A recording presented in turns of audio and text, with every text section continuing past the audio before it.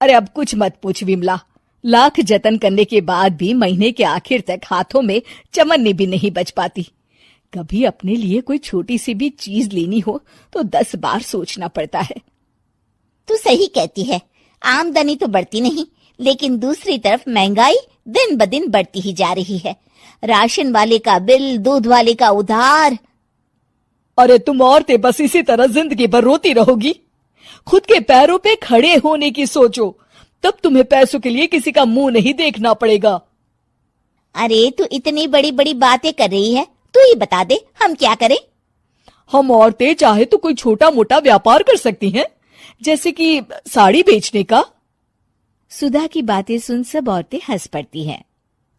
ना भाई ना, मेरे पति को ये सब पसंद नहीं है, वो तो मुझे मार डालेंगे। दूसरी औरतें भी विमला की बात से सहमति जताती है और साड़ी का व्यापार करने से मना कर देती हैं। अगले दिन सुधा अपनी सास से ये बात कहती है।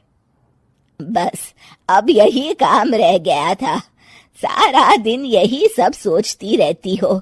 अरे बढ़िया आई साड़ी बेचने वाली। तभी वहां सुधा का पति विवेक आता है। अपनी माँ की बात काटते हुए कहता है, अरे माँ, सुधा ठीक ही तो कह रही है। अगर ये साड़ियों का व्यापार करना चाहती है तो इसमें क्या गलत है। मुझे तो सुधा की बात पसंद आई। अरे मजाक है क्या व्यापार करना? अच्छे अच्छों की खटिया खड़ी हो जाती है। मैंने दुनिया देखी है। बेटा तुम लोग ज्यादा हवा में मत उड़ो, और फिर साड़ियाँ खरीदने के लिए पैसे कहाँ से लाएगा? तुम उसकी चिंता मत करो माँ, मैं देख लूंगा। अगले दिन विवेक अपने एक दोस्त से कुछ पैसे उधार लेकर साड़ी के कारखाने से बहुत सारी साड़ियाँ खरीद लाता है। ये लो सुधा, तुम्हारा ऑनलाइन अकाउंट बन गया है। अब लोग घर बैठे तुमसे साड़ियाँ खरीद सकते हैं। ये तो बहुत अच्छी बात है। हाँ, और इतना ही नहीं, मैंने इसमें सभी नई डिजाइन की साड़ियों की फोटो भी अपलोड कर दी है। अब बस तुम देखती जाओ। कुछ दिनों के बाद, नमस्ते, मुझे सुधा जी से मिलना है। ओहो, तू कौन है और मेरी बहू से तुझे क्या काम है? माँ जी, मैं सुधा जी से साड़ियाँ खरीदने आया हूँ। अरे बड़ा बेवकूफ है तू, इतना बड़ा मीना बाजार छोड़कर यहाँ साड़ी खरीदने आया है। तेरा ऊपर का कोई पेच ढीला है क्या? अरे माँ जी, आप नहीं जानती, आजकल ऑनलाइन का जमाना है, समय और पैसे दोनों की बचत होती है। तभी वहां सुधा आ जाती है। सुधा बिरजू को साड़ियाँ दिखाती है। क्या बात है सुधा बहन जी, आपके पास तो बहुत ही सुंदर सुंदर साड़ियाँ हैं। एक काम करिए, ये वाली दे दीजिए और ये वाली भी। छोड़िए, एक काम करिए, ये सभी ही दे दीजिए। सुधा की सास हैरान रह जाती है। अरे इतनी साड़ी का तू करेगा क्या?